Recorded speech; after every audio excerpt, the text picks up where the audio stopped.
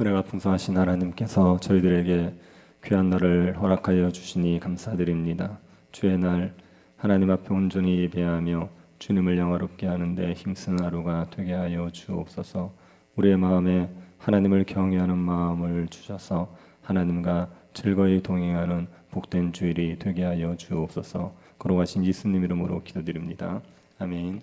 찬송가 270장입니다. 통일 찬송가는 214장입니다. 270장입니다. 변찮는 주님의 사랑과 거룩한 보혈의 공로를 우리 다 찬양을 합시다. 주님을 만나볼 때까지 예수는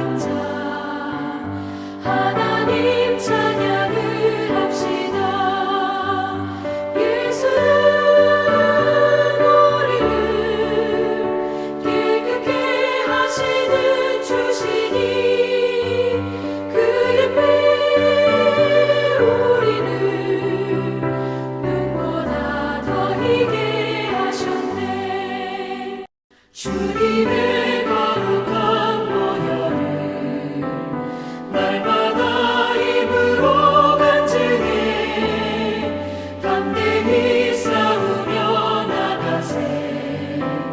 천국에 들어갈 때까지 예수는 우리를 깨끗게 하시는 주시니 그의 피 우리를 눈보다 더 희게 하셨네.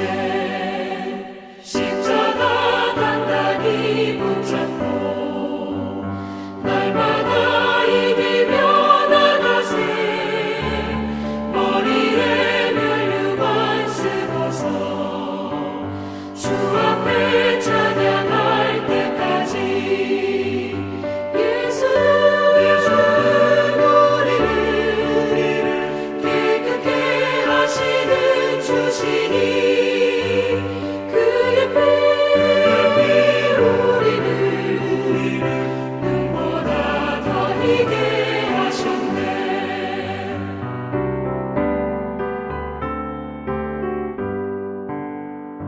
상 25장 1절부터 7절 말씀입니다.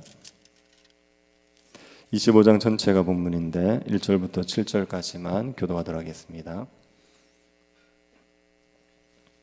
찾으셨으면 교도하겠습니다. 다윗이 군대 지휘관들과 더불어 아삽과 헤만과 여두둔의 자손 중에서 구별하여 섬기게 하되 수금과 비파와 재금을 잡아 신령한 노래를 하게 하였으니 그 직무대로 일하는 자의 수요는 이러하니라.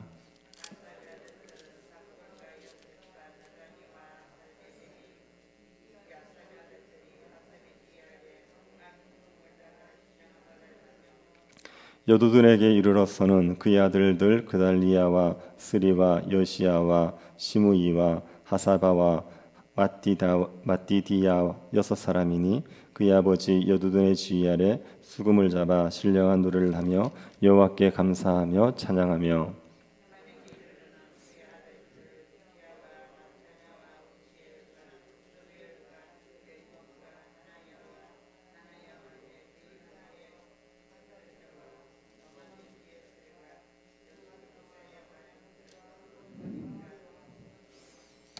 이는 다 헤만의 아들들이니 나팔을 부는 자들이며 헤만은 하나님의 말씀을 가진 왕의 선견자라.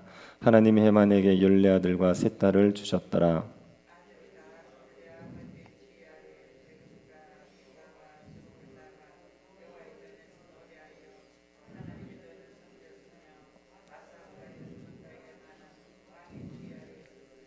같이 보겠습니다.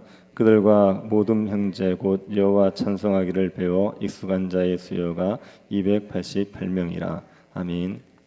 다윗은 성전을 건축하지는 못했습니다. 하지만 성전 건축을 위해서 많은 준비를 했습니다.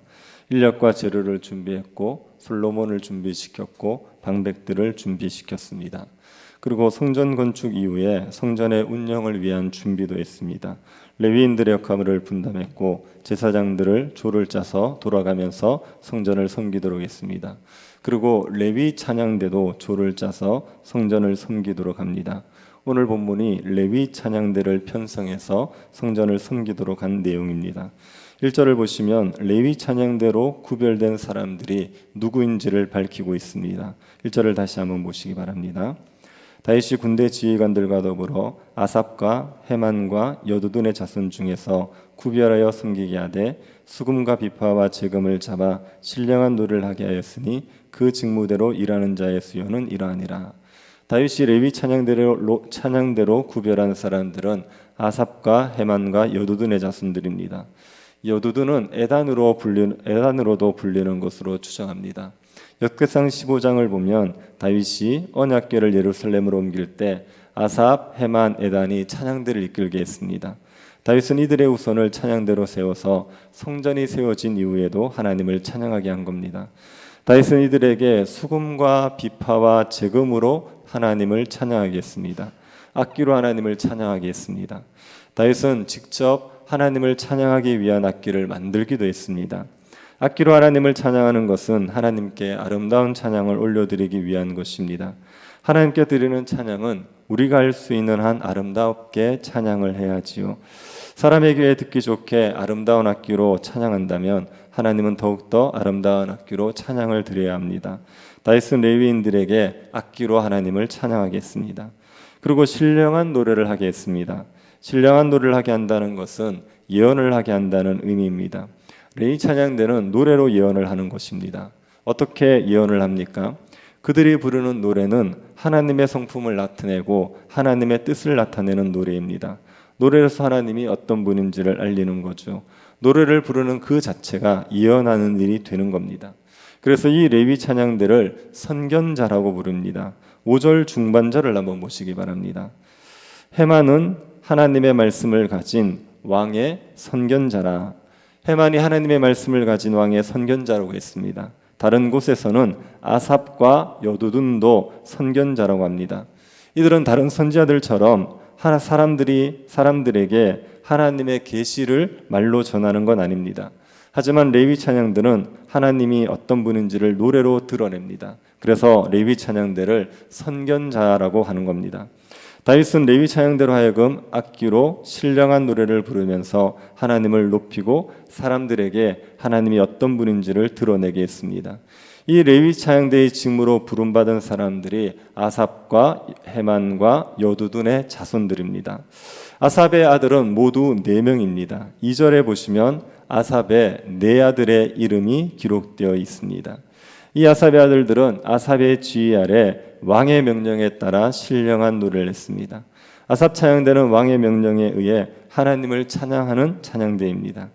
여두둔의 아들들은 모두 6명입니다. 3절에 여두둔의 6아들의 이름이 기록되어 있습니다. 여두둔의 아들들은 여두둔의 지휘를 따라 수금을 잡고 신령한 노래를 했죠. 수금으로 찬양하면서 하나님께 감사와 찬양을 올려드렸습니다. 헤만의 아들들은 모두 14명입니다. 헤만의 자손이 가장 번성을 했죠. 이 헤만의 14아들의 이름이 4절에 기록되어 있습니다. 헤만의 아들들은 나팔을 부는 자입니다. 나팔을 불어서 하나님을 찬양했습니다. 이 헤만이 왕의 선견자입니다. 왕에게 찬양을 통해서 하나님을 알게 하는 일을 했던 사람입니다. 하나님께서 이 헤만에게 14아들뿐 아니라 3딸도 주셨습니다. 헤만의 집을 번성하게 해주신 겁니다. 아삽, 여두둔, 헤만 이 자손들은 모두 아버지의 지휘 아래 재금과 비파와 수금을 잡고 하나님의 전에서 노래를 합니다. 찬양으로 하나님을 섬겼습니다. 이들은 하나님을 찬양하기 위해서 악기 연주를 배우고 노래를 배웠습니다. 그래서 찬양에 익숙한 자들입니다. 이들의 수가 모두 288명입니다. 아삽과 헤만과 여두둔의 아들의 수를 다 합치면 24명이 됩니다. 그런데 찬양대원의 숫자가 288명이라면 24명의 아들들이 각각 11명의 찬양대원을 거느리고 있는 겁니다. 그래서 12명으로 구성된 찬양대를 24개 편성했습니다. 24찬양대를 제비 뽑아서 돌아가면서 성전을 섬기도록 하는 겁니다. 첫 번째로 제비 뽑힌 찬양대가 아삽의 아들 요셉입니다. 9절 상반절 한번 보시기 바랍니다. 첫째로 제비 뽑힌 자는 아삽의 아들 중 요셉이요. 첫 번째로 제비 뽑혀서 제일 처음 섬기게 된 자들이 아삽의 아들 요셉의 자손 12명인 겁니다. 두 번째로 제비 뽑힌 찬양대가 여두둔의 아들 그달리아 찬양대입니다. 9절 하반절 한번 보시기 바랍니다. 둘째는 그달리아이니 그와 그의 형제들과 아들들 12명이요. 그달리아를 포함해서 그의 형제와 아들 12명이 두 번째로 섬기도록 제비 뽑혔습니다. 세 번째로 제비 뽑힌 찬양대는 아삽의 아들 삭굴입니다. 10절입니다. 셋째는 삭굴이니 그의 아들들과 형제들과 12명이요. 마지막 24번째로 제비 뽑힌 찬양대는 헤만의 아들 로맘디에셀의 집안입니다. 31절입니다. 24째는 로맘디에셀이니 그의 아들들과 형제들과 12명이었더라. 이렇게 24개 찬양대를 제비 뽑아 순번을 정했던 겁니다. 24장에서 우리가 제사장을 24개 조로 만들어서 제비 뽑아 성전을 섬길 순번을 정하는 것을 봤었습니다. 레위 찬양대도 24개 조로 만들어서 제비 뽑아 성전에서 섬기도록 한 겁니다. 제사장들과 마찬가지로 레위 찬양대도 일주일씩 성전을 섬깁니다. 그러면 1년에 2번 정도 성전을 섬기게 되는 겁니다. 다윗은 하나님을 찬양할 수 있도록 레위 찬양대를 세웠습니다. 아삽, 헤만, 여두둔 이들을 지휘자로 두고 그의 아들들을 찬양대원으로 세웠습니다.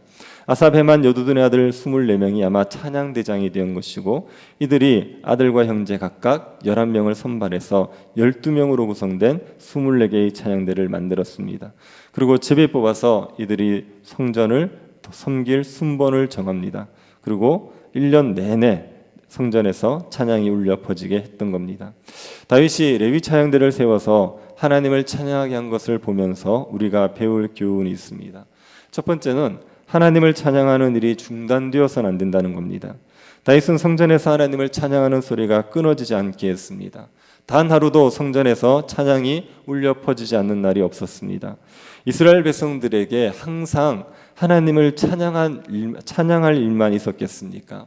살다가 보면 힘든 일도 있지요. 가뭄이나 전염병이나 적의 침입으로 고통을 겪을 때도 있습니다. 그럴 때도 성전에서는 찬양이 울려 퍼지는 거죠. 고난의 때도 여전히 성전에서는 찬양이 울려 퍼지는 겁니다. 우리의 삶에서도 찬양이 끊어지면 안 됩니다. 우리가 형통할 때만 하나님을 찬양하는 것이 아니라 우리가 고난을 겪을 때도 하나님을 찬양하는 겁니다. 찬양은 하나님의 명령입니다. 하나님이 우리에게 찬양하라 하셨습니다. 우리가 고난 중에도 찬양하는 것은 우리가 고난을 이기는데도 큰 유익을 줍니다. 레위 찬양대가 부르는 노래를 신령한 노래라고 그랬습니다. 신령한 노래는 하나님의 성품과 뜻을 계시하는 노래입니다. 이런 노래를 부르고 듣게 되면 우리는 하나님이 어떤 분인지를 알게 됩니다. 그래서 하나님에 대한 믿음이 생기게 됩니다. 고난 가운데서 우리가 하나님을 찬양하다 보면 하나님이 어떤 분인지를 알게 되죠. 하나님에 대한 믿음이 생깁니다. 하나님이 크고 높으신 분이고 우리를 사랑하시는 분이고 우리를 구원하시는 분이라는 걸 믿을 수 있습니다. 하나님을 찬양하면서 이 믿음이 생기면 우리가 고난을 견디는 거죠. 고난도 이겨낼 수 있게 되는 겁니다. 그러니 찬양을 하시기 바랍니다.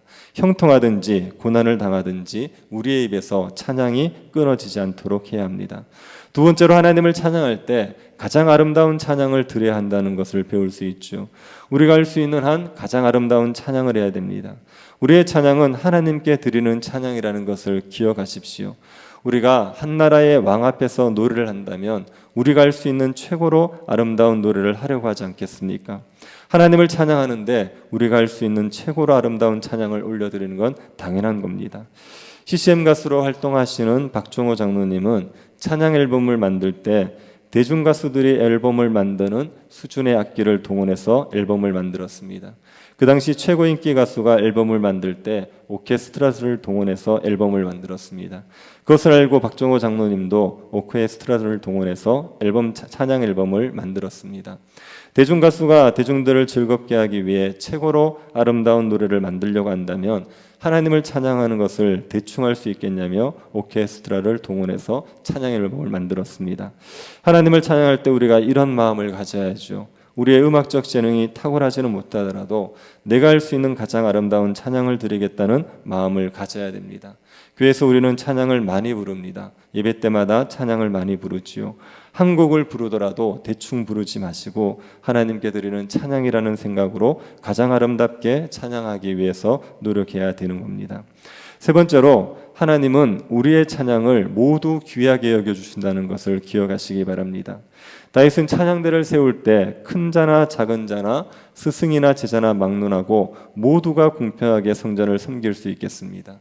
찬양의 실력의 차이가 나겠지만 찬양대로 세워진 사람들은 누구든지 하나님을 찬양할 수 있습니다. 하나님께서는 실력 좋은 자의 찬양이라고 더 기쁘게 받으시고 실력이 안 좋은 사람이라고 해서 기뻐하지 않는 분이 아닙니다. 찬양대라면 누구든지 신령한 노래로 하나님을 찬양할 수 있고 그러면 하나님께서 기쁘게 받아주시는 거죠. 우리의 찬양 실력이 어떠냐가 하나님을 기쁘게 하지 않습니다. 우리의 믿음의 고백으로 찬양을 드리느냐가 하나님을 기쁘시게 하는 겁니다. 우리의 찬양 실력이 어떠하든지 하나님께 신령한 노래를 믿음으로 고백하여 드리면 하나님께서 기뻐 받으시는 겁니다. 우리를 하나님께서 찬양하는 백성으로 삼으셨습니다. 하나님을 찬양하는 것이 우리의 의무이자 우리의 특권입니다. 우리가 하나님을 기쁘게 찬양함으로 하나님을 기쁘시게 하는 백성들 될 수 있기를 바랍니다. 자비하신 하나님, 우리에게 구원의 은혜를 베푸셔서 우리로 하여금 주님을 찬양하게 하신 것을 감사드립니다. 우리가 하나님을 마음을 높여 찬양하게 하여 주시고 신령한 노래로 찬양할 수 있도록 은혜 내리워 주옵소서. 하나님을 높임으로 말미암아 하나님을 기쁘시게 하는 백성들 되게 하여 주옵소서. 걸어가신 예수님 이름으로 기도드립니다. 아멘. 하늘에 계신 우리 아버지여, 이름이 거룩히 여김을 받으시오며 나라의 임하옵시며 뜻이 하늘에서 이룬 것 같이 땅에서도 이루어지이다. 오늘날 우리에게 일용할 양식을 주옵시고 우리가 우리에게 죄 지은 자를 사하여 준 것 같이 우리 죄를 사하여 주옵시고 우리를 시험에 들게 하지 마옵시고 다만 악에서 구하옵소서. 그의 나라와 권세와 영광이 아버지께 영원히 있사옵나이다. 아멘. 오늘 예배를 위해서 기도해 주시고 새교회당 건축과 우리 계속되는 대신방 사역 또 교회 사역들을 위해서 기도해 주시기 바랍니다. 병중에 있는 성도들 위해서 기도하실 때 우리 박은희 집사님이 오는 수요일 날 슬개 제거 수술을 하셔야 됩니다. 하나님께서 은혜 주셔서 수술이 잘 되고 아무런 후유증 없이 잘 회복될 수 있도록 기도해 주시고 개인적으로 기도하시기 바랍니다.